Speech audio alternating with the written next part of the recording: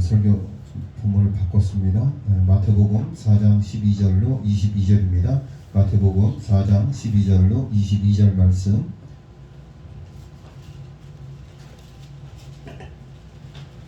마태복음 4장 12절로 22절입니다.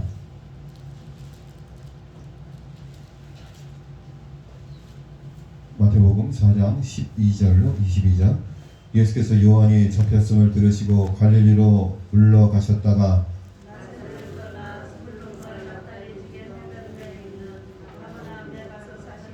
이는 선지자 이사야를 통하여 하신 말씀을 이루려 하심이라 일렀으되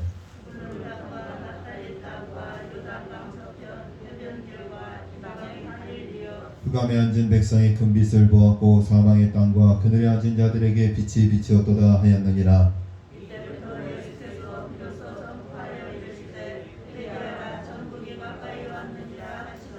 갈릴리 해변에 다니시다가 두 형제 곧 베드로라 하는 시몬과 그의 형제 안드레가 바다에 금을 던지는 것을 보시니 그들은 어부라.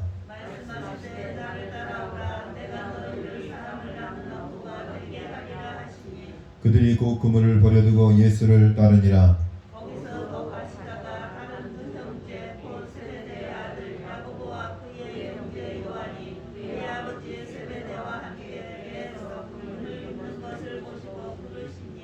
함께 읽겠습니다. 그들이 곧 배와 아버지를 버려두고 예수를 따르니라. 아멘. 할렐루야. 우리 학교이자 우리 성도들 인사하겠습니다. 3일 동안 평안하셨습니까? 잘 지내셨습니까? 반갑습니다. 어제 지방회를 하는데 거의 이제 장로님 목사님들 만날 그런 기회가 없어요. 교육자 모임이 매달 한 번씩 있는데 그것도 못하게 되었고, 그래서 오랜만에 보게 되었는데 마스크를 쓰고 있으면 누가 누군지 알 수가 있어야지.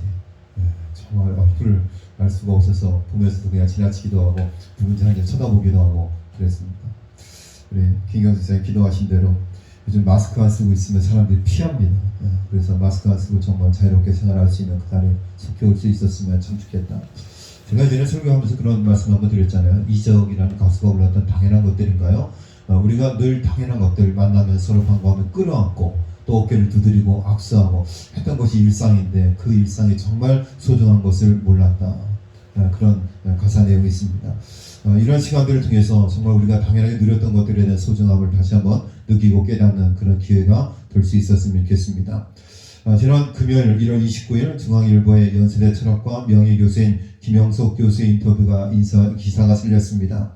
이 교수님이 이런 이야기를 했어요. 100년 살아보니 알겠다. 절대 행복할 수 없는 두 부류. 이 김영석 교수님이 연세가 102세입니다. 102세. 아직도 지팡이를 짚고 다니지 않는다고요. 사고도 유연하고 또 판단력도 뚜렷하고 아주 강건하시다. 102살. 하나도 안 놀라잖아요. 어차피 내가 102살까지 안 살 거니까. 한번 좀 놀라는 힘이라도 한번 해봐. 102살이래요. 102살. 근데 이분이 누구나 행복하기를 원하는데 행복하고 싶은데 절대 행복해질 수 없는 두 종류의 사람이 있대요. 첫 번째는 정신적 가치를 모르는 사람은 행복할 수 없다는 거예요. 다시 말하면 명예욕, 돈, 내 눈에 보이는 가치만을 소중하게 여기는 사람들은 행복할 수 없다는 거예요. 정신적 가치라는 거, 믿음이라는 거, 이런 것들은 우리 눈에 보이지 않습니다. 그것에 대한 가치를 모르는 사람은 행복할 수 없다는 거예요. 여러분, 믿음은, 영생은 우리 눈에 보이지 않습니다. 그런데 돈, 명예, 권력, 이런 것들은 손에 잡히는 것들이시죠. 그런데 내 눈에 보이는 것, 내 손에 잡히는 것들만을 추구하는 인생은 행복한 인생이 될 수 없다는 이야기예요. 다시 말하면 믿음이 없는 사람들, 영생에 대한 소망이 없는 사람들은 행복할 수 없다라는 그런 이야기입니다. 두 번째는 절대 행복할 수 없는 부류는 이기주의자다. 이기주의가 뭐냐면 내 자신을 챙기고 내 이익을 챙기고 그걸 위해 사는 사람들은 절대 행복할 수 없다. 그러니까는 자기 자신만을 위해서 사는 거예요. 다른 사람들이 피해를 받든지 말든지. 여러분, 개인주의하고 이기주의는 다르다고 그랬어요. 개인주의는 자신을 챙기지만 다른 사람에게 피해를 주지 않는 것이 개인주의고, 이기주의는 다른 사람에게 피해를 끼칠지라도 나만 잘 먹고 잘 살면 된다고 생각하는 사람이 이기주의자예요. 그러니까 정신적 가치를 모르는 사람들, 이기주의자들은 절대 행복할 수 없다라고 했습니다. 인격은 인간관계에서 나오는 선한 가치라고 합니다. 인격의 크기가 자기 자신의 크기이고 그 그릇에 행복을 갖는데 이기주의자는 그릇이 작기 때문에 담을 수 있는 행복도 작을 수밖에 없고 그래서 행복할 수 없다는 거예요. 이기주의자의 인격은 작아요. 그 작은 그릇에 담을 수 있는 행복은 지극히 작을 수밖에 없다는 거예요. 그러니까 이기주의자나 그리고 정신적 가치를 모르는 사람들, 믿음이 없는 사람들, 영생에 대한 가치를 모르는 사람들은 결코 행복할 수 없다. 자, 이 두 부류의 인간은 절대 행복할 수 없다면 오늘 이 자리에 하나님 앞에 나서 예배드리는 저와 여러분은 정말 진정한 행복자입니다. 바라기는 우리 시독교의 모든 성도님들은 영생에 대한 가치를 알고 이기주의적인 삶을 사는 것이 아니라 베풀고 자기 희생하고 나누는 그런 삶을 통해서 진정한 행복자의 삶을 살아갈 수 있기를 바랍니다. 이분이 연세대 교수로 갈 때 몹시 가난했고 고생도 많이 했다고 합니다. 그래서 학교에서 월급이 오르거나 보너스가 나오면 무척 좋아했다고 합니다. 그런데 그때도 등록금을 내지 못해서 고생하는 제자들이 많이 있었다고 합니다. 그런데 스승이라는 사람이 자기 월급이 올랐다가 좋아했다는 것입니다. 그걸 생각하면 지금도 미안하고 행복하지 않다고 고백합니다. 아주 오래전 일이죠. 월급이 오르고 보너스가 나오면 나는 좋아, 나는 행복해 그랬는데 그때도 밥을 굶고 끼니를 제대로 잊지 못하고 등록금을 내지 못하는 제자들이 많이 있었는데 내가 부끄럽다. 그런 고백은 아니에요. 행복은 공동체 의식이지 단독자의 나만을 위한 게 아니라는 말입니다. 그러니까는 진정한 행복은 공동체 의식이에요. 너의 행복이 나의 행복. 세상 사람들은 너의 불행이 나의 행복. 그러나 우리 신학교의 모든 성도들 상대방의 불행이 나의 아픔이고 상대방의 행복이 저와 여러분의 행복이 되시기를 간절히 바랍니다. 여러분 그런 분들이잖아요. 이웃이 땅을 사면 어때요? 행복해요.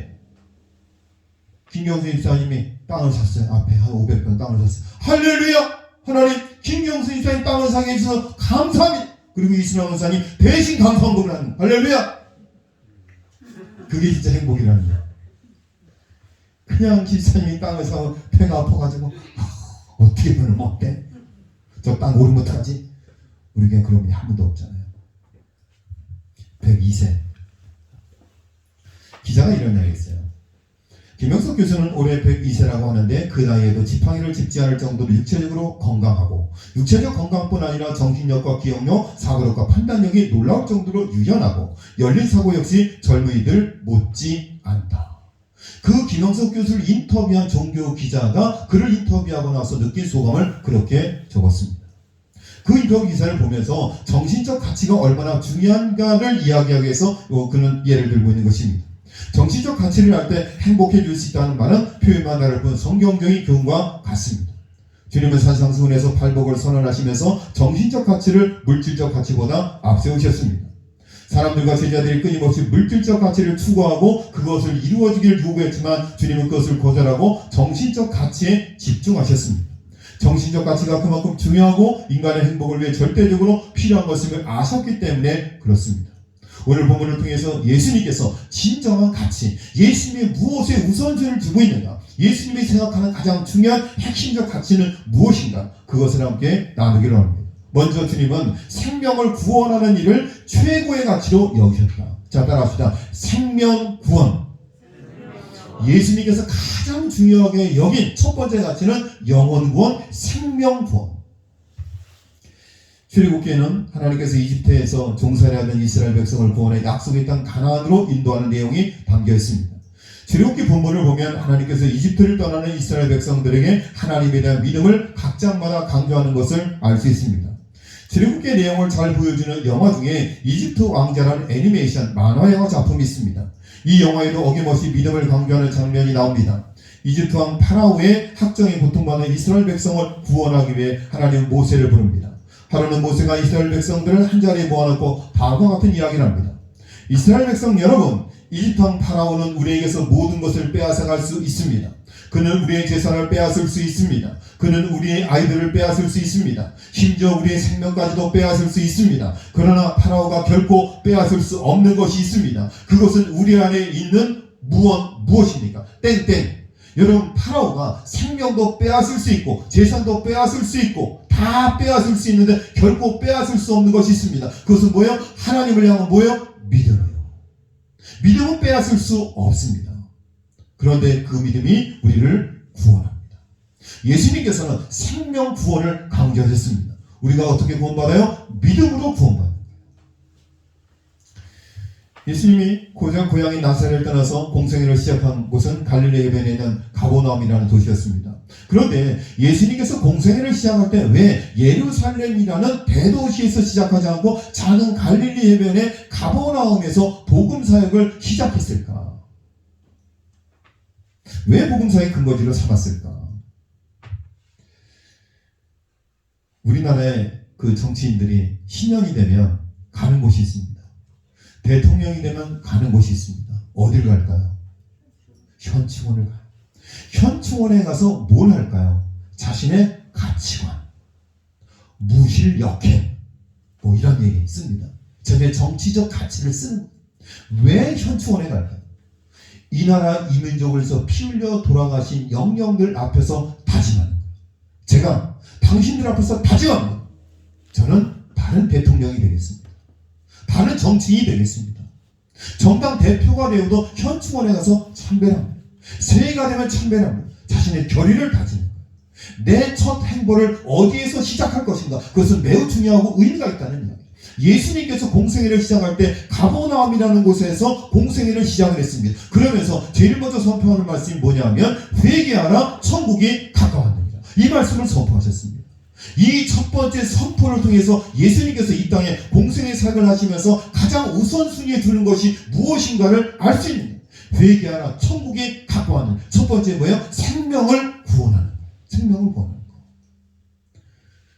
예수님이 갈릴리의 가버나움을 공생의 근거지로 선택하신 이유는 바로 흑암에 앉은 백성과 사망의 땅과 그늘에 사는 그곳 백성을 구원하기 위해서였다는 것입니다. 주님의 관심은 죄와 사망으로 죽어가는 사람들을 구원하는 일에 집중되어 있는 것입니다. 예수님의 최고의 가치는 생명 구원이라고 한다면 우리의 가치도 생명 구원, 영혼 구원이 교회의 가치, 성도의 가치 중에 첫 번째가 되어야 할 줄로 믿습니다. 두 번째, 주님은 하나님의 나라를 주시는 일에 최고의 관심을 갖고 계셨습니다. 이건희 삼성그룹 회장이 돌아가셨죠? 2002년 이런 말을 했습니다. 한 명의 천재가 1만 명을 먹여 살린다. 0.001%의 천재가 99.99%의 사람들을 먹여 살린다는 주장입니다. 당시 이 말과 함께 천재 경영론이 화두가 되었습니다. 다 옳지는 않지만 일면 일리가 있는 이야기입니다. 우리나라를 이끌고 나가는 사람들도 소수의 사람들이 끌고 나가는 겁니다. 여러분 교회도 마찬가지예요. 여러분 전도를 다 할 것 같지만 그렇지 않습니다. 여러분 10,000명 모이는 교회 성도들이 10,000명 다 전도하면 그 교회는 터져 죽습니다. 그런데 감사하게도 10,000명 모이는 교회에서 100명 전도할까요? 1000명 전도할까요? 10%가 전도하면 굉장히 많이 전도하는 겁니다. 하나님 나라에도 1만 명 이상에게 힘과 용기를 주는 천재가 있습니다. 하나님 나라에도 1만 명 이상에게 힘과 용기를 주는 천재가 있어요. 할렐루야! 할렐루야! 자, 우리 교회도 천재가 있어요. 천재는 누구냐면 기도하는 사람이 천재예요. 영국에 메리 튜더라는 여왕이 있었습니다. 얼마나 많은 그리스도인을 핍박하고 죽였는지 피의 여왕 메리라고 불릴 정도였습니다. 그런데 피의 여왕 메리가 두려워한 사람이 있어요. 누굴까요? 존 낙스. 제가 한번 말씀드렸죠. 존 낙스. 이 사람이 무슨 이야기 했어요? 기도하는 한 사람이 기도 없는 한 민족보다 강하다고 했어요. 피의 여왕 메리는 이 존 낙스를 두려워했어요. 왜 두려워했을까요? 기도하는 한 사람이 기도 없는 한 민족보다 강하다. 존 낙스 한 사람의 기도가 수십만의 군대보다 더 두렵다고 이야기했어요. 이 나라의 민족은 결코 무너지지 않습니다. 이 나라의 민족을 위해서 기도하는 기도의 등불이 꺼지지 않는 한 대한민국은 결코 멸망하지 않습니다. 코로나19도 반드시 극복할 겁니다. 코로나19를 극복하는 과정 가운데 희생과 출혈이 있지만 곧 회복할 것입니다. 그 과정이 힘들고 고통스럽지만 왜요? 기도하는 천재들이 있기 때문에. 기도하는 한 명이 1만 명의 사람들을 감당할 수 있다고 했어요. 저는 말하기는 우리 시동교회 모든 성도들이 기도하는 천재가 되어서 1만 명 이상의 능력을 감당할 수 있기를 주님의 이름으로 간절히 축원드립니다. 할렐루야! 얼마나 감사해요. 비록 새벽 예배는 나오지 못하지만 새벽 4시 반에 딱 일어나서 정원수를 정원수는 아니고 하여튼 기도하잖아요. 그쵸? 하여튼 우리 이사님이 너무 멀어서 조금만 집에 가까우면 차량 운전을 해줘야 되나 어떻게 되나 김경수 입사님 아침에 저는 이선 입사님 무덤 배워서 옵시다. 할렐루야.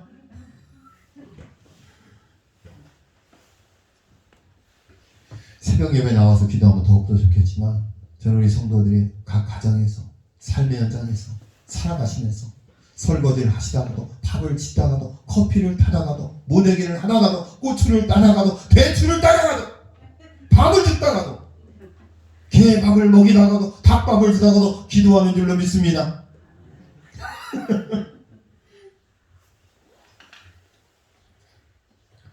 어떻게 보면 한국교회가 살 수 있었던 것은 그런 무명의 그리스도인들의 무릎으로 기도하는 그 기도가 한국교회를 살게 하는지도 몰라요.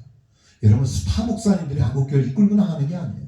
무명의 그리스도인들이 무릎으로 이 나라의 민족을 위해서 위정자를 위해서 끊임없이 눈물로 기도하고 최선을 다하는 그 신앙의 믿음으로 살아갈 때 하나님께서 이 나라 이 민족을 세우시고 축복하는 줄로 믿습니다. 존 낙사는 나라와 민족을 위해 기도한 종교개혁가입니다. 메리 여왕은 존 낙사한 사람의 기도가 수십만의 군대보다 더 두렵다고 고백했습니다. 기도하는 사람은 1만 명 이상을 살리는 하나님 나라의 천재입니다. 바라기는 우리 시독교회 모든 성도들이 하나님 나라의 천재가 되시기를 간절히 축원합니다. 자, 옆에 있는 사람에게 앞뒤 인사 고백하겠습니다. 당신은 하나님 나라의 천재입니다. 말하기 못하고 이렇게 고백을 받았으니까 제가 말씀드려도 자다 깨다가 일어나면 기도하시고 그렇게 기도를 계속 하시게 될 줄로 믿습니다. 김경수 집사님 아멘을 가장 크게 하셨습니다. 자, 하나님의 나라는 뭘까? 하나님의 나라는 다른 말로 천국이에요. 하나님이 다스리고 지배하시는 것. 자, 누가복음 17장에 보면 하나님의 나라는 볼 수 있게 임하는 것이 아니요 또 여기 있다 저기 있다고도 못하리니 하나님의 나라는 너희 안에 있느니라. 하나님의 나라는 믿음을 가진 사람에게 있는 거예요. 자, 찬송가 438장에 보면 높은 산이 거친 들이 초막이나 궁궐이나 내 주에서 모신 것이 그 어디나 하늘나라. 여러분이 집에 있어도 직장에 있어도 운전을 하고 있어도 주님과 함께하면 그곳이 어떤 나라요? 하나님의 나라. 하나님의 나라라고 했어요. 우리 시독교회가 우리 모든 믿음의 성도들이 이 지역 주민들에게 복음을 전하고 그들이 예수님을 구주로 영접할 때 이 지역이 하나님의 나라가 되는 거예요. 하나님의 나라는 여러분의 마음 가운데 있고 여러분이 주님 모신 곳이 하나님의 나라로 했어요. 내가 비록 초막에 살고 제가 정말 초라하게 살아가고 있지만 내가 예수 그리스도를 모신 곳이 가장 좋은 곳이고 그곳이 가장 행복한 곳이라는 믿음, 그 믿음으로 살아가는 사람이 천국을 소유한 자의 모습이라는 이야기예요. 하나님 나라의 주인공은 누구일까? 2019년 MBC 방송 연예대상 인기상은 전지적 참견 시점에 출연 중인 연예인 매니저들이 받았습니다. 여러분 혹시 전지적 참견 시점이라는 프로를 보신 적이 있나요? 없어요? 하여튼 드라마가 아니니까 안 보시는군요. 비밀의 남자 봐야 되는데 지금도 설교 들으면서 목사님 설교가 이렇게 길어 비밀의 남자 봐야 되는데 지금 크웬스 같은 경우 틀려 같은 거 이거 어떻게 절간 나야 되는 어머니 잊어버리세요. 비밀의 남자들 제 방송 보시면 되니까 왜 이렇게 또 오늘 아들이 사설이 길어 그러지 마세요. 자, 매니저는 무대에 오르는 직업이 아닌데 상을 줘서 감사합니다. 그렇게 소감을 밝혔어요. 그러면서 내년엔 내가 담당하는 연예인이 상 받기를 바랍니다. 그리고 수상 소감을 밝혀서 감동을 줬어요. 자, 연예인 매니저는 뭐 하는 사람이냐면 운전을 해주는 사람, 필요한 것을 사다 주는 사람. 그러니까 연예인들이 스케줄을 소화할 때 조금 더 힘들지 않고 피곤하지 않도록 세심하게 챙겨주는 사람. 식사도 챙겨주고 커피도 챙겨주고 준비물도 챙겨주고 일정도 조정하고 운전도 해주고 정말 모든 걸 다 해주는 사람이 매니저예요. 매니저 역할이 정말 중요해요. 그런데 이 프로그램은 연예인이 주인공이 아니라 연예인을 보필하는 매니저가 주인공이에요. 그래서 그 프로가 인기를 얻으면서 매니저가 연예 대상에서 인기상을 받았어요. 그러면서 소감을 말하기를 나는 연예인도 아닌데 다음에는 내가 담당하고 있는 사람이 연예 대상을 받았으면 좋겠습니다. 그렇게 소감을 밝혔어요. 히말라야 등반대원을 돕는 티베트계 네팔인을 부르는 말이 있습니다. 그걸 뭐냐면 세르파라고 이야기해요. 다시 말하면 에베레스트산이 8,848m예요. 한번 놀라지 않죠? 고남산이 몇 미터 정도? 고남산이 500m 안 될 것 같은데, 그렇죠? 8,848m. 고산 지역을 올라가기 위해서는 반드시 길잡이가 필요해요.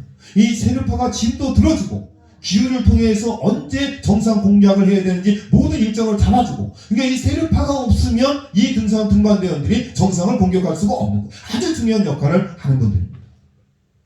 그런데 이 세르파의 존재가 세상에 알려진 것은 세계 최초로 에베레스트 정상에 오른 등반가 에드먼드 힐러리를 통해서 이 사람들의 역할이 밝혀지게 됩니다.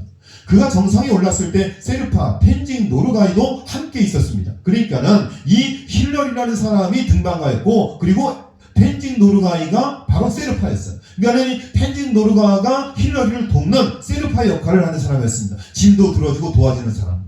둘 중 누가 먼저 정상을 밟았느냐는 질문에 그들은 서로 미소만 지을 뿐이었습니다. 여러분, 당연히 세르파가 정상에 올라가는 것이 아니라 등반가가 먼저 정상에 발을 내딛어야지 말이 되는 겁니다.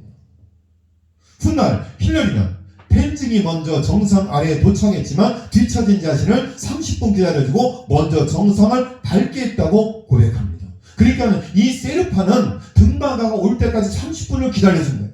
먼저 자신이 정상을 밟을 수도 있었지만 그 당시에는 에베레스트 정상을 밟은 사람이 아무도 없었어요. 비록 세르파이지만 이 사람이 먼저 밟았다고 하면 그 사람은 역사의 인물로 남는 거예요. 얼마나 영예스러운 일입니까? 그럼에도 불구하고 정상 바로 아래에서 등반가가 올 때까지 30분 동안 기다렸다가 당신이 정상을 공격하시어 당신이 먼저 정상을 밟아야 됩니다. 그리고 양보를 했다는 거예요. 이 사실이 알려지면서 텐징은 최고의 세르파라는 명성을 얻게 되었습니다. 우리는 하나님 나라의 세르파입니다. 우리의 본분은 하나님을 영화롭게 하는 것입니다. 우리가 영광을 받을 수도 있고 우리가 칭찬을 받을 수도 있지만 하나님의 영광을 우리는 가로채서는 안 된다는 거예요. 교회에서도 마찬가지예요. 모든 영광은 목사님이 받아야 됩니다. 할렐루야! 아니에요. 모든 영광 하나님이 받으셔야 돼요.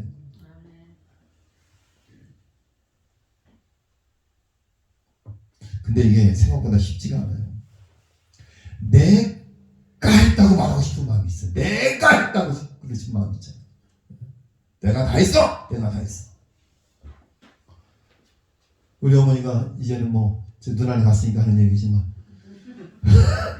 저희 어머니가 누나한테 그랬대요. 내가 너 낳아서 키우고 가르치고 한 거 다 내놔! 얼마인지 알아! 그랬대요. 내가 했다는 것을 말하고 싶은 마음이 있어요. 내가 했다는 것을 인정받고 싶은 그런 마음이 있어요. 누구나 그런 마음이죠. 목사님의 그 욕구가 가장 큽니다. 가장 큽니다. 그런 욕구가 가장 커요. 우리의 본분은 하나님을 영화롭게 하는 것입니다. 삶 속에서 모든 영광을 하나님께 돌릴 때 본분에 맞는 최고의 명예를 얻게 될 것입니다. 예수님의 관심은 자신을 낮춰 타인을 세워지고 모든 영광 하나님께 돌리는 것입니다. 우리 모든 성도님도 세르파와 같이 하나님을 영화롭게 하는 삶을 살아가실 수 있기를 주의 이름으로 간절히 축원드립니다. 그래서 진정한 하나님 나라의 주인공으로 쓰임받는 저와 여러분 되시기를 바랍니다. 마지막 세 번째, 주님의 관심과 가치는 제자를 삼는 일이었습니다. 자, 첫 번째 예수님의 가치는 뭐예요? 생명 구원. 두 번째 하나님의 가치는 뭐예요? 예수님의 가치는 하나님 나라를 확장하는 것. 하나님 나라의 주인공은 누구예요? 바로 여러분이에요. 세르파와 같은 마음, 하나님께 모든 영광을 올려드리는 사람. 내가 한 것이 아니라 하나님이 하신 일이고, 내가 한 것이 아니라 성령이 하신 일이고, 모든 영광을 하나님께 돌리는 사람이 하나님 나라의 주인공. 마지막 예수님의 세 번째 가치는 제자를 삼는 거예요. 자, 제자는 뭐예요? 스승의 발자취를 따라가는 게 제자예요. 예수님이 걸어가신 삶의 모습을 뒤따라가는 것이 바로 제자의 모습이에요. 그런데 예수님께서 제자를 삼으신 사람들을 보면 첫 번째, 별 볼 일 없는 사람들을 제자로 삼았습니다. 당시 어부들은 경제적으로는 여유가 있었을지 모르지만 목자와 함께 가장 비천한 사람으로 여겨진 사람이었어요. 배운 것이 없고 무식하고, 그래서 그 당시에 목자와 어부는 매우 비천한 사람들로 여겨졌다. 그 목자들, 그 제자들, 그 어부들을 예수님께서 제자로 삼으셨다. 예수님이 제자를 삼는 조건은 세상의 어떤 조건이나 자격을 보지 않고 선택해 주셨다라는 이야기. 두 번째로 주님은 사람 낚는 어부로 부르셨다. 나를 따라오라, 내가 너희를 사람 낚는 어부가 되게 하리라 말씀하셨습니다. 사람 낚는 어부가 된다는 말은 사람들은 지금 모두 바다에 빠져, 물에 빠져 있다는 전제가 숨어 있습니다. 고기가 물속에 있듯이 사람이 지금 죄와 사망의 물속에 빠져 있으므로 우리가 사람을 낚는 어부가 되어야 된다. 우리 신학교의 모든 성도들이 그래서 뭘 좋아해요? 회를 좋아하잖아요. 어부니까. 세상에 죄에 빠져가는 사람들, 모두 건져 올리는 사람을 낳는 어부가 되시기를 간절히 바랍니다. 세 번째, 주님은 나를 따라오너라 말씀하셨습니다. 나를 따라오라. 조건도 없고 자격도 없는 우리가 주님의 제자로 부름을 받았습니다.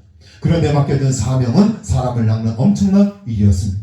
이 일을 우리가 어떻게 감당할 수 있습니까? 나를 따라오라. 주님을 바라보고 주님만을 따라가는 삶을 살게 되면 그 사명 감당하게 될 줄로 믿습니다. 옛말에 이런 말이 있습니다.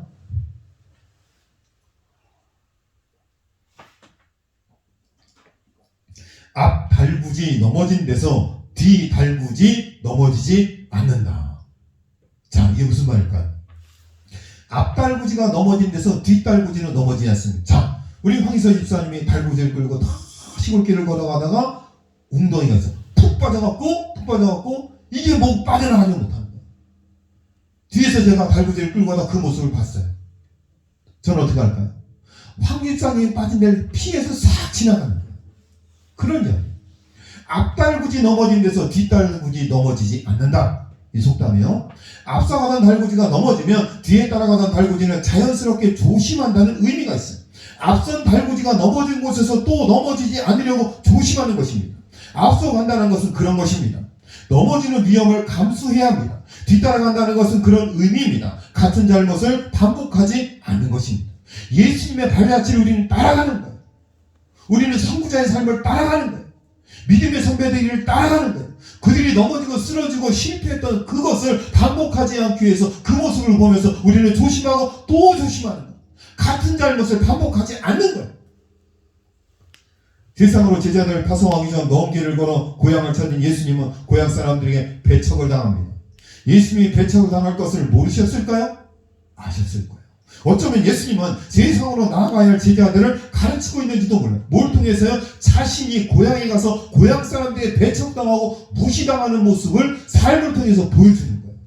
야, 예수님도 무시당하네? 예수님도 배척당하네? 예수님도 실패하네? 그것을 제자들에게 삶으로 보여주는 거예요. 자기를 희생함으로 보여주는 거예요.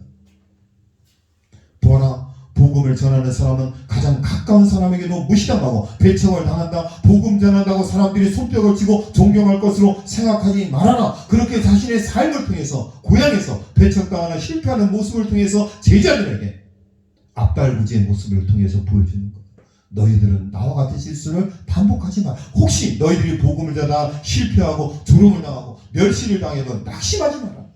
스승인 나 예수도 고향에서 무시당하고 배척당했으므로 복음을 전한다고 항상 환영받는 것은 아니다. 실패할지라도 낙담하지 말아라. 포기하지 마라. 자신의 실패를 통해서 제자들에게 교훈하고 삶을 통해서 가르쳐주고 있습니다.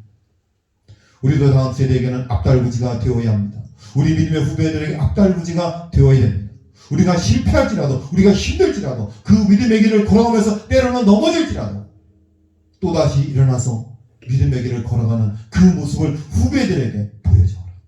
항상 실패하고 항상 성공하는 것만이 아니라 때로는 실패하고 때로는 넘어지고 그 반복되는 모습을 통해서도 변함없이 믿음의 한계를 걸어가는 그 신앙의 중심을 갖고 나아가는 그 믿음의 승리하는 모습을 후배들에게 삶으로 보여줘라.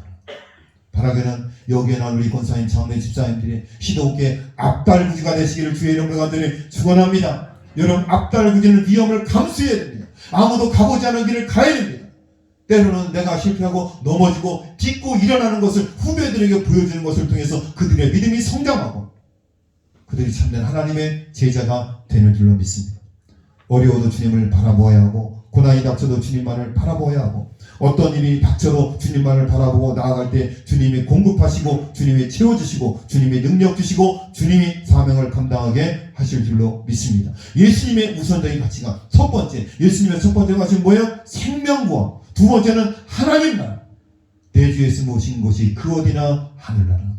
예수님 모신 곳이 천국이라고 했어요. 우리 시동교회 모든 성도들의 삶이 천국이 되시기를 바랍니다. 여러분 마음속에 늘 천국이 되시기를 바랍니다. 또 하나는 제자를 삼는 거예요.